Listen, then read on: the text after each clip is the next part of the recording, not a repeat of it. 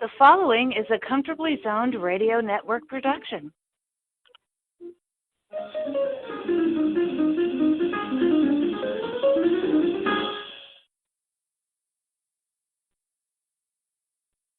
Stuff all right. Welcome back to the Retro Rangers podcast, part 2 of our show about Ranger playoff memories, good and bad. I'm here with Marc Weissman and Steve Choppy, and we will continue our memories with the 1993-94 series that won us finally the Stanley Cup. Gentlemen, take it away. What are your memories of 94? In 94, I learned what a hyperbaric chamber was, and it scared the hell out of me. Yeah, that's right. How was stand up in the 4 and there was a lot of concern with him being as healthy as possible. Pavel Bure has to be top-notch and being able to perform and bring what he can, and that was pretty key for the Vancouver Canucks. And I remember hearing of a hyperbaric chamber, and I'm thinking, what is that? Yeah. Well, did a little research and find out that it's an oxygen chamber, mini room, like a phone booth, I imagine, but it pumps in nothing but pure oxygen, and of course that speeds and promotes the healing process a lot quicker than normally. Of course, it's gone off of aging too, because it's all oxygen. Don't smoke anything anywhere near that. But I never hated the hyperbaric chambers more in my life. When I heard about it, I just had I had envisioned this healthy Pavel Bure just lighting up the Rangers and really causing damage. Well, that didn't happen, thankfully. But it was kind of an odd thing to be afraid of. I wasn't as much afraid of the team as that stupid hyperbaric chamber that I thought was going to be the end of the Rangers. That's it great. Didn't happen, obviously, and we're grateful for that. But how's that for an odd first memory of the flying around? And, of course, Richter standing on his head was incredible. Right. Well, speaking of Pavel, there was a play. It was in Vancouver, and he was on the right side of the Ranger crease, and Richter was out there to meet him, but the puck got past Richter, and it went right across the crease, and it didn't go in the net. It didn't hit anything on the ice. The ice didn't tilt. Nobody knocked it in. It went right across the crease and didn't go in the net. And I knew right then and there that the Rangers had a chance, because all these years previously, that puck would have went in. The wind would have blown. It would have went in. But this time it didn't. Yeah. Same thing with Nathan Lafayette, hitting the post with 5 minutes left in Game 7. Oh yeah. When that didn't go in, I just thought, this is good. You think it, and then of course 2 minutes goes by, and then you're like, oh man, then you're all nervous again. It was really hard to almost savor it, because even right down to the last face-off, you just constantly, your brain is constantly creating these images of something happening that's going to be just catastrophic, and it's like we all needed therapy during that. It was really tough. To go when I interviewed Neil Smith about a month ago, he said, "Well, that's the Rangers, isn't it? That's what they do." Exactly. Yeah. I know, when you think about how many hundreds of players went through that organization, and we're almost borderline resigned to the fact that, well, we could try our best, but something's going to stop it. I mean, for Messier to come in the way he did and just be like, we don't care, and some of the other Graves and the other guys, it's like a good story, and we hear the interviews, but to live it every day, I mean, you walk down the street, and even when they were winning, there were probably people coming up to them on the street, well, don't worry, something's going to I mean, imagine going to work, and that's what you're working on, this project, and they're like, well, don't even bother, because it's never going to get finished, It's that could be really demoralizing. It's amazing that these guys were able to not only withstand that, but then actually go out and perform and win. I mean, it's just amazing. Well, what I liked about it too that year is that they swept the Islanders so easily. Mike Richter got 2 shutouts, and they also really wiped out Ron Hextall, because he was the eye on the goal that year. So it was good to see him get beat. Exactly. And on June 14th, while the Rangers were playing that final game, that was the same night that O.J. Simpson was having his slow speed chase. So think about that. I know, it's crazy. And you mentioned the Islanders. That's, to this day, or even while it was happening, I mean, after all those years of them beating us and going on, that was, I mean, I didn't know if everything else was going to work out the way it did, but it's just the sweetest thing. Other than the cup win, that was like one of the sweetest things. Not just beat them in a series, but just like obliterate them. It was just, we outscored them, like 22-3 or something ridiculous thing like that. It was just, like you said, 6-0 twice, and then, and then they thought they were coming back, and just when Messier scored that 5th goal in game, it was just like, and what did Howie say? That, my friends, will bury the Islanders. I was just like, this is beautiful. I mean, it was really, that's how much pleasure I took in that sweep. It was just unbelievable. Yeah. Well, those Islanders had it coming. They had it coming. They took the Rangers out 4 consecutive years, 81 to 84, I think it was. Yeah, that's and right. They just deserved it. They needed to be put in their places. And it didn't matter the time before it happened, but gosh, isn't payback sweet?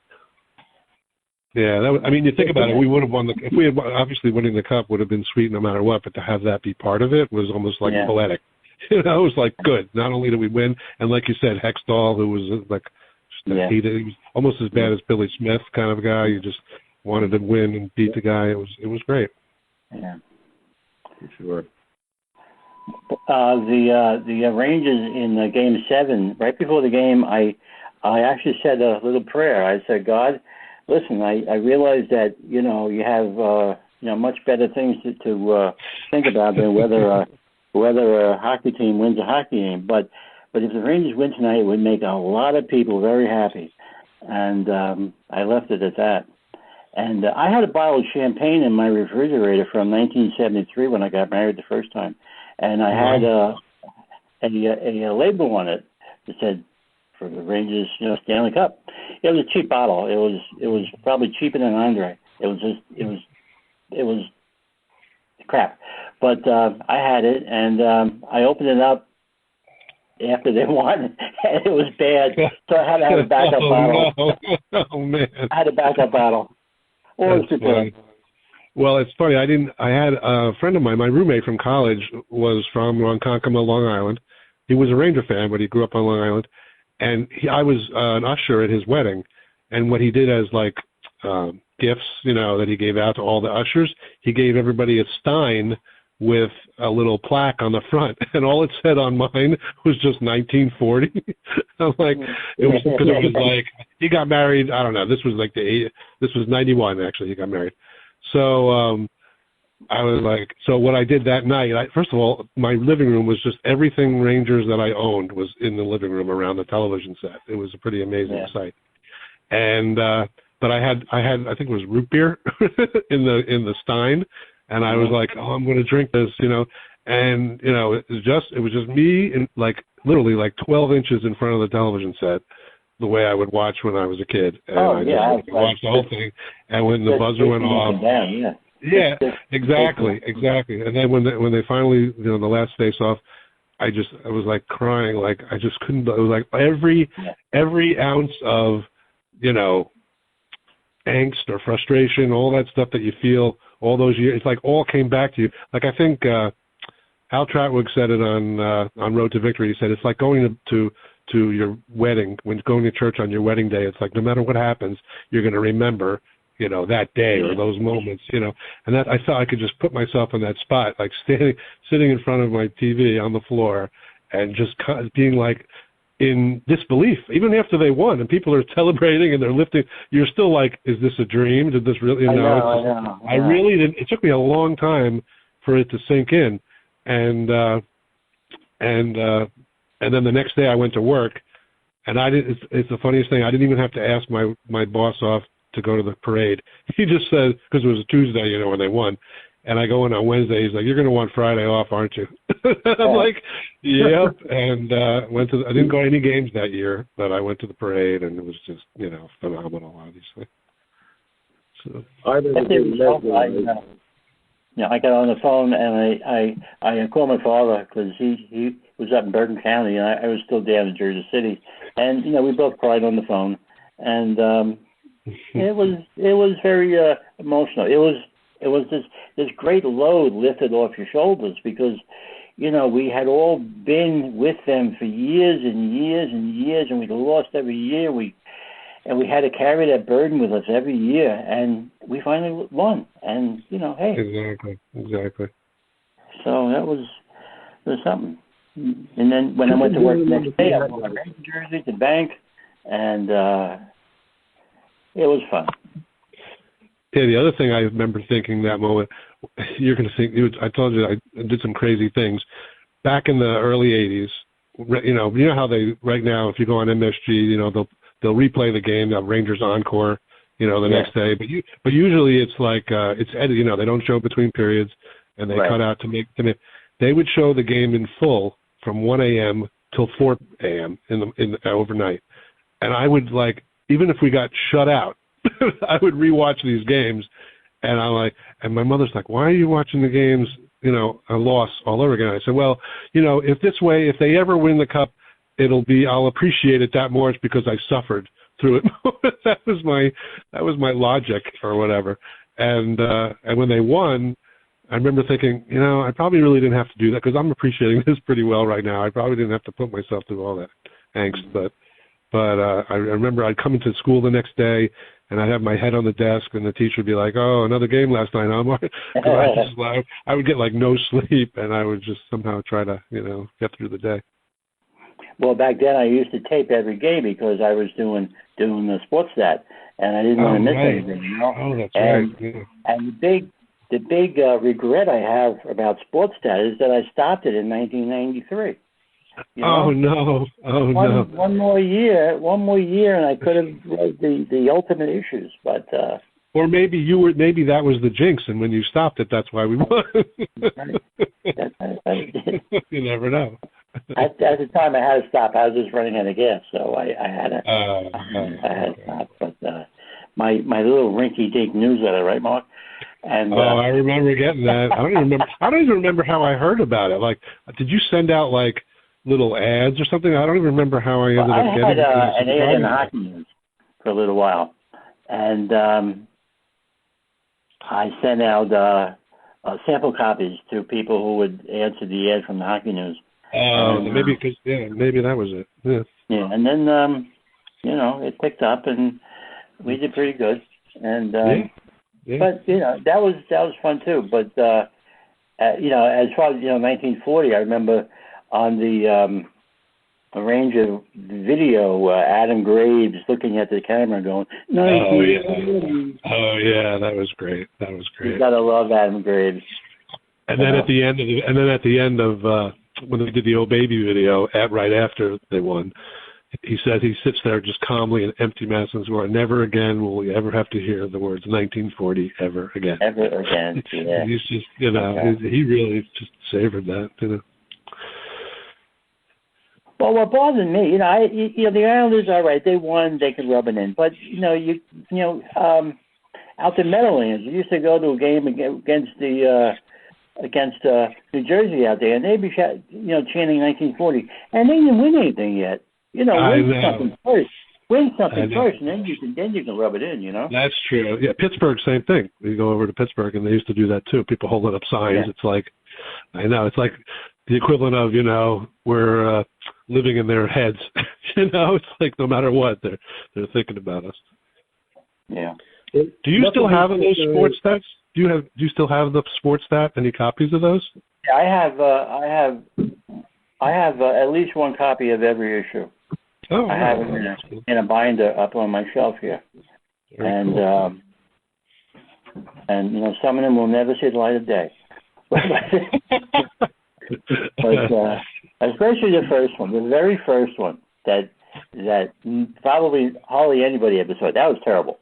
But at least it got something out there. It got me some subscribers, and then it got better. The trade that sent Wayne Gretzky to L.A. is what helped put me on the map, because that actually gave me something to write about for that issue. Because in August there's really no range of news to write about, but at least when he got traded, it gave me something to write about, to express my point of view, and that kind of moved everything along. So sure, absolutely. So absolutely. Thank you, Wayne Gretzky. So, so you got any playoff memories from then through now? Well, I think my biggest one is 2014, that run. Went to a couple playoff games. Actually, I went to two that spring, including the one on Mother's Day when Marty St. Louis got the opening goal. And the thing that was so cool about that is, you watch YouTube, or you talk to people, and people who were at, Eddie Giacomin's return or retirement nights or whatever. Like, I'm always like, what it must be like to be in the Garden when there's either, a planned moment or a spontaneous moment like Marty's was.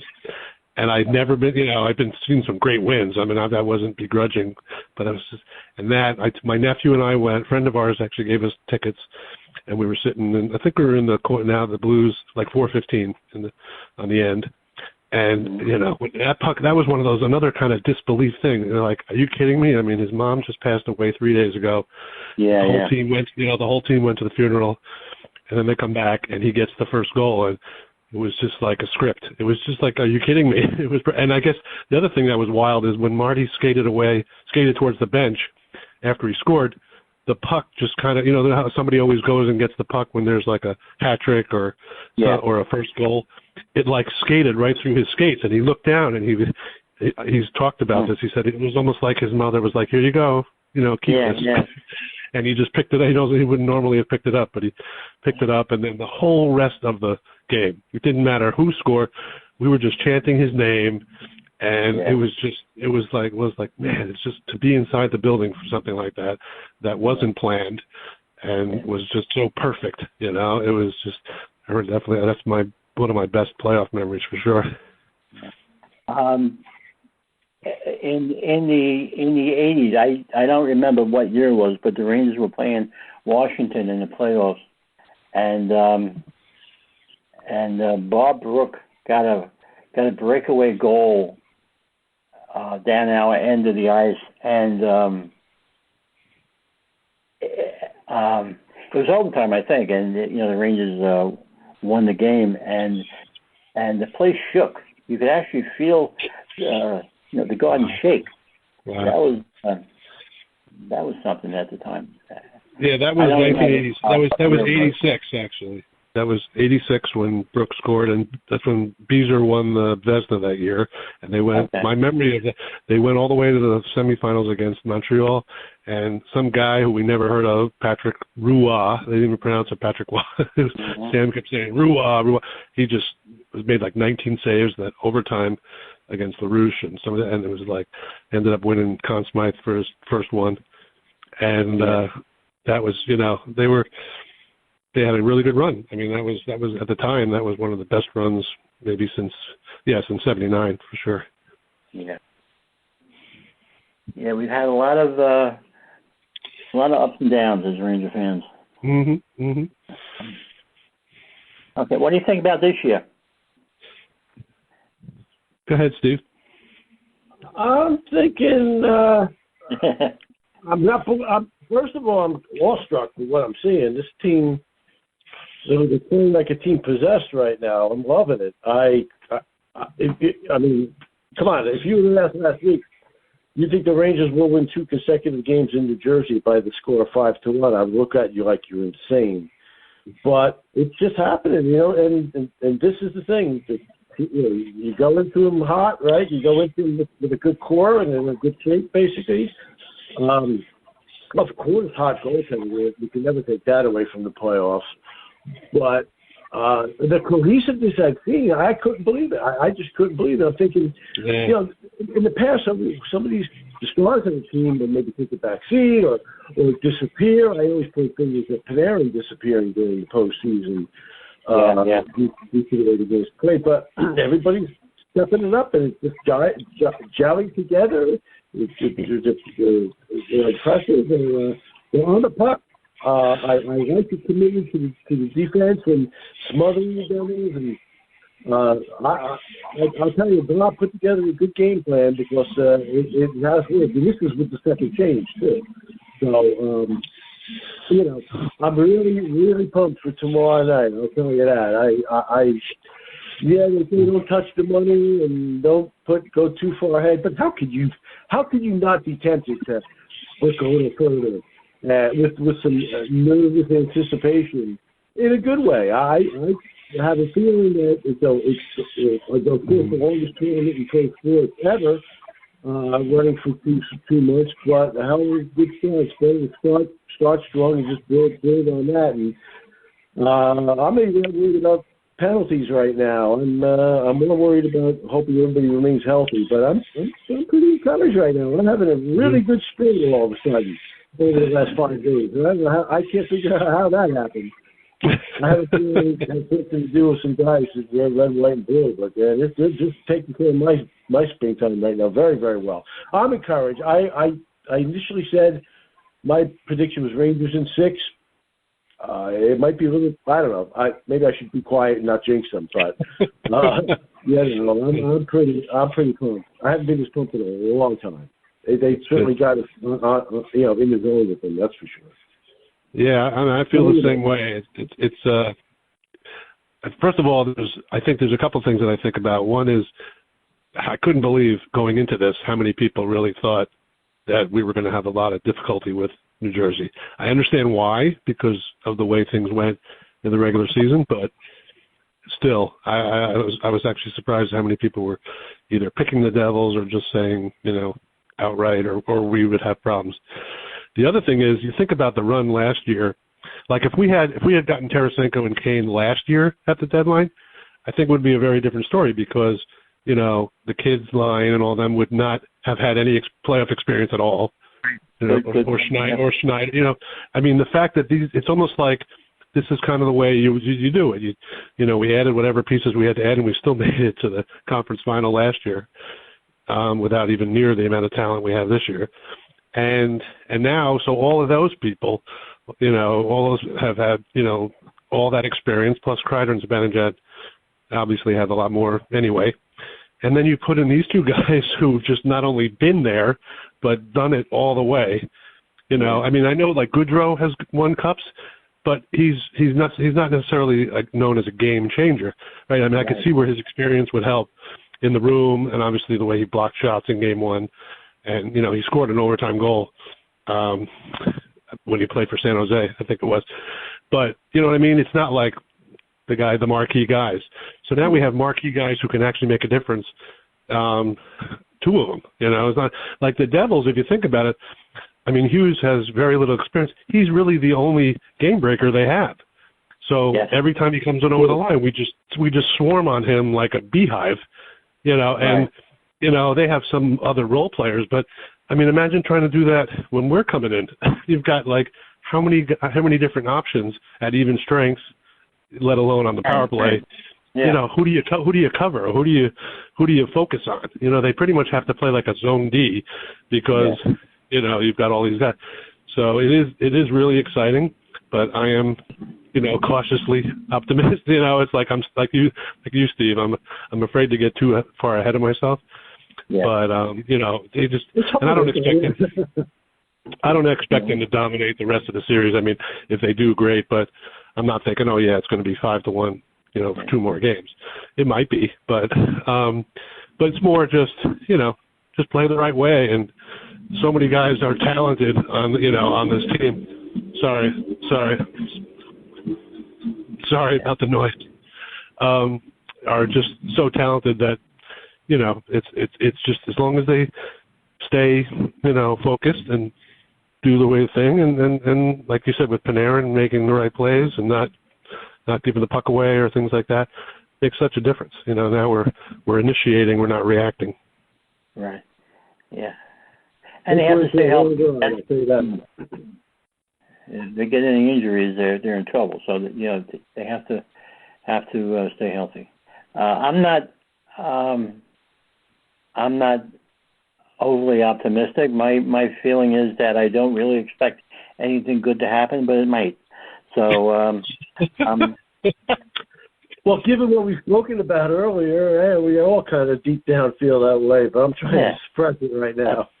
So, you got to win 2 more games this series and then 12 more games. You got to win 16 games to win the Stanley Cup. That's amazing. So, and it's only going to get harder because you're going to be playing better teams, Somebody's going to have to knock off Boston.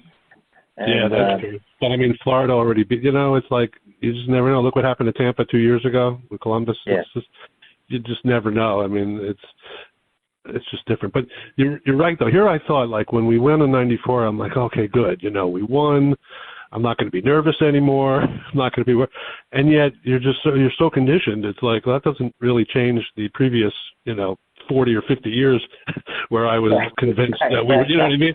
Right. It's like 1 year versus that. So in a way, it really never goes away, this sort of feeling of like, you don't want to get too far or jinx yourself. Yeah. All right, guys. Let's wrap it up. Unless you got something else you want to add, I think we should wrap it up. I am pretty good on this end. Yeah, I'm good. Thank you, George. This was great. I really appreciate it. All right. Thanks for coming on. Like I said, the first time we ever did 2 shows back to back like this, and unless I hear differently, I guess it went all right. So I'll be in touch, guys. Thank you very much. I appreciate it. Thank you, everyone, for listening. And let's go Rangers. Bye-bye now.